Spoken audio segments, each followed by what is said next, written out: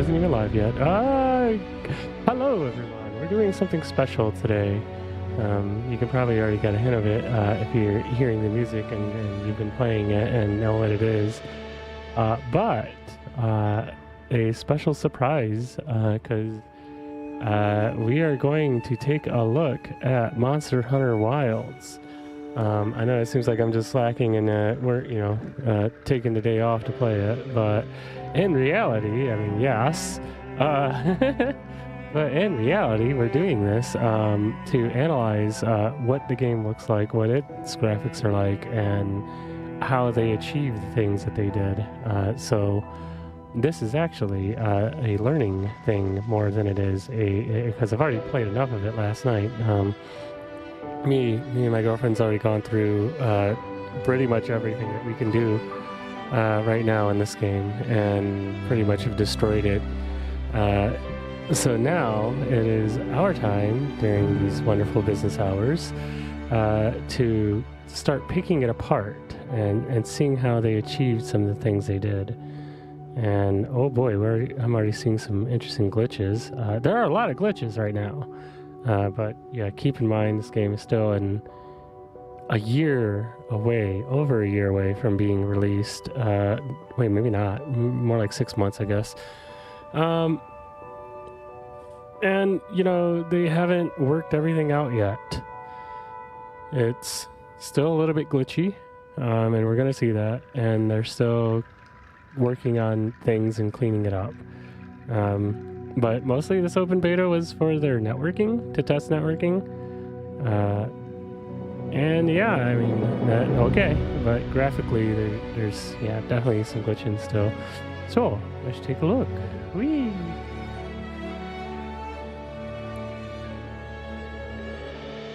Here it is, as you can see, the title screen. If you want to get on this, I would definitely recommend downloading it and from the store and getting into the open beta.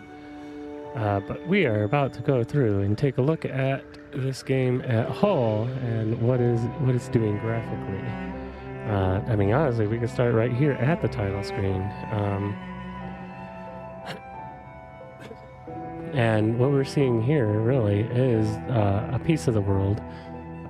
We are seeing all the different trees and things and environment details from look over. It looks like the view from the main village. Clearly we got some real-time shadows going on here. You can see there's a little bit of soft dithering around the edges of the shadow, but it's not really doing, surprisingly, it's not doing any softening spread away from the hardened shadow.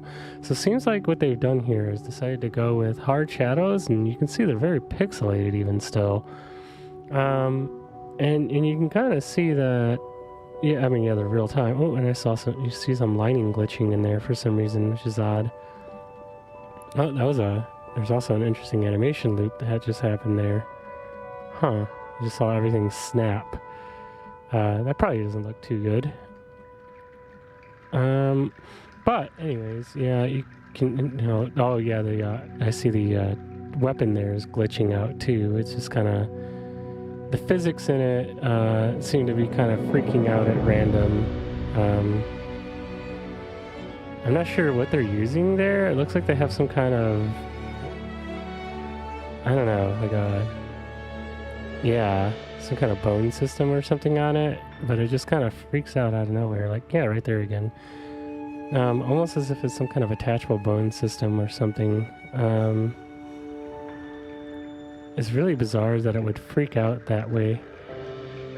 But you can see there's like, along the tassel on the weapon, you can see like a bone system going on there where, it's like almost cloth physics. Probably is a type of cloth engine, and you got one on the shield as well. I'm normally not a lance user, to be honest, but it just happened to be the last weapon I got to play around with before I stopped last night, getting too tired. But yeah, so these shadows are clearly not RTX shadows. I don't know if they're going to implement RTX shadows or if it's even worth it to implement them, but I think for this particular case, it does look nice. The game does do something that I want to do in a way where the environment definitely is night daytime. And of course it also has weather, which I don't know if I'll pull off weather. I should definitely aim to try to achieve that with Project Exploration. But yeah, there's a lot. It looks like their focus is mostly on animating things, making things animated. And it looks like they're doing it from various classic features where, yeah, you have bones along the what is it, the harness for the bird there, the secret, as they're called, secreto. Secret, I guess, is actually a better way to say it in English, secret. Yeah, you can see that has some kind of clothing physics and collisions on it, and wow, yeah, it is just animation snapping. Oh, woohoo! Okay, and yeah, you can see though with like the feathers, you see different, like how they're moving around independently. I'm not entirely certain though. I've been debating on their fur and feathering systems, if that's being done entirely by bones and special weighting, or if that's being done by a shader. Because it seems like they're doing a lot of things that could potentially be done with a shader, where they're using a vertex shader to cause things to wiggle around a bit. And I'm going to probably lean more on vertex shading, and they have special vertex shaders that they're passing in, accelerations and things to the vertex shader to allow for the wiggle of the, the feathers and whatnot. Or not acceleration, but the, what you call it? Velocity. I don't know. This is enough. We're not done looking at the title screen. Let's again, we're analyzing this, so let's do that. There's depth of field blurring going on here. There is also motion blur. Personally, I always turn it off because motion blur always looks terrible. I don't know what it is, but it's just always overdone and looks crummy. Like, for me, I don't know. Real life motion blur, moving my own head, is not like that. It doesn't make sense. Video game motion blur doesn't make any sense in how it's always implemented. It's just supposed to be subtle, It's not supposed to be like shoo, like hearts mealing. So it doesn't make sense.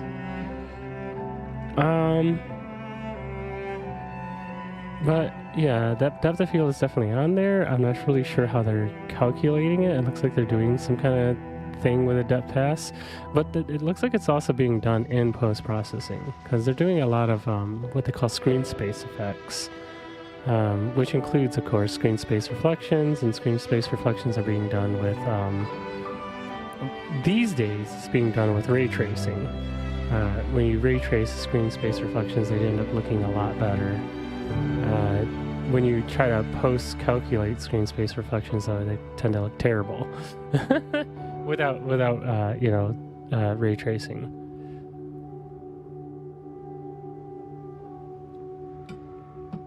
So caffeine. Yes. With that said, we got this nice sandy environment. For whatever reason on the title screen here, we're not really seeing it, but it has when moving around in game done the same thing as Monster Hunter World at the Iceborne. Specifically, the snow in Iceborne, where the sand here actually does get impressions, indents, and things like that. And it looks like they're using the same thing they did in a world where there's a kind of heat map, essentially, is how it's achieved. So imagine that there's a giant texture over this, invisible texture over this surface, and that texture drives the height mapping, essentially. But when a character steps onto a portion of it, That is where the indentation of the snow is placed, essentially. So that's what drives the height mapping, for that ends up getting applied to that surface. Yeah. It looks like they brought that back though for things with sand effects. It looks like we have this little effect where it looks like the sand is blowing, but if you look closely, it's actually not the sand blowing. It's just a light, transparent texture sitting over the sand that's just scrolling. A scrolling effect that just is lightly applied over the sand in detail to make it look like there's sand blowing. And you actually get this kind of shelled, shaded effect throughout the sandy areas that you can see out in the environment, where it looks like things are being blown, but it's just a texture animated to make it look that way. And you have that down there in the trees and nice bits is definitely, there's a heavier subset of vertex shaders though, for sure, because if you look at like even the grass and things like that, all the art, you see things swaying and moving about, and that seems to be a lot of the focus actually for PS5 games and games coming out with modern GPUs, is you see a heavier focus on shader effects. Like even the UI here, like when you hover over things, you see the UI doing this little fancy wiggle and things moving around in the background of the UI. This is all shader effects essentially. You have a texture that's scrolling here with a fade that happens from left to right. And then you have a warping effect that's being applied to the UV map of the texture. And then you have, a random second warping effect of just brightness. So this is probably achieved using a total of 3 different textures. One texture that's scrolling across the surface of the details. Well, one texture being the details, one texture being the surface of the details that was causing the increase in brightness and then it fades, and that's kind of just a time delay. So when it hits, when it starts, it goes to 0 and it goes over time, and over time it fades. So that fades away over time kind of deal, but the warping stays at somewhat level constantly. And then, of course, you have this sparkliness that's constantly there that just kind of starts at max effect and then fades away as it goes to the right. So, neat stuff. And then, you see a little more other random shader details here in the little icon for selecting. Wow! And then, there's also little shader details, too, that seem to be following the mouse cursor around. Okay. And you can also see things to modern features that they're doing, like height mapping in a traditional sense, where it's giving the bump and height details within it. Because if you really look at some of the geometry of some of this stuff, you can see that it's actually not as many polys as it appears. And you look in close and you can see those little details, the indents and bumps and pores and things of the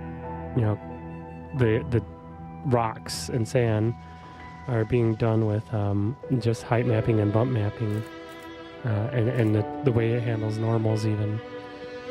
And I got thrown off by something though, which is these like rock formations like this here that I saw up close, and I wasn't sure if it was like it looked that way because of LOD and LOD wasn't adjusting, or if it was intentional, because it kind of went to just like the best way I can really describe it is mashed potato-y look, where it kind of looked low detailed, but the textures were all high res.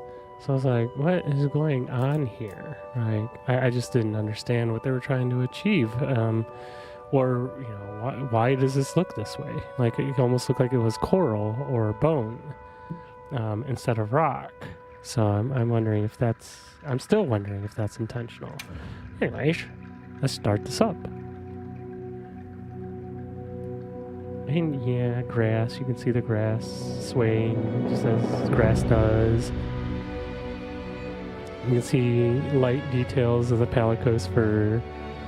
What's really nice is the higher details in the Palico's eyes and mouth and things, where there's more bones and more,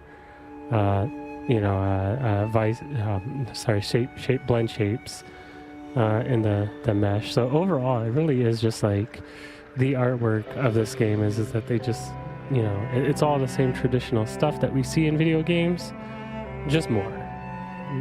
Just more to give it more detail, more depth, more so far.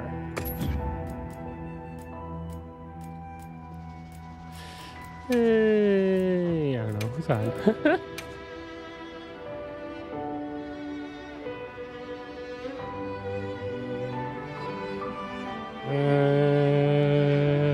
I think she's, I don't know what she's doing, honestly.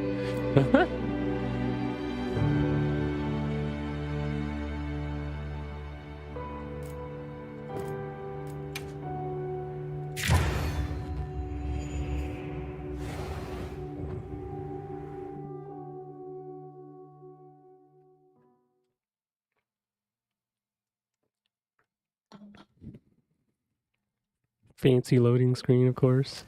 Oop. Oh, okay, my Steam notifications are blocked by me. But let's get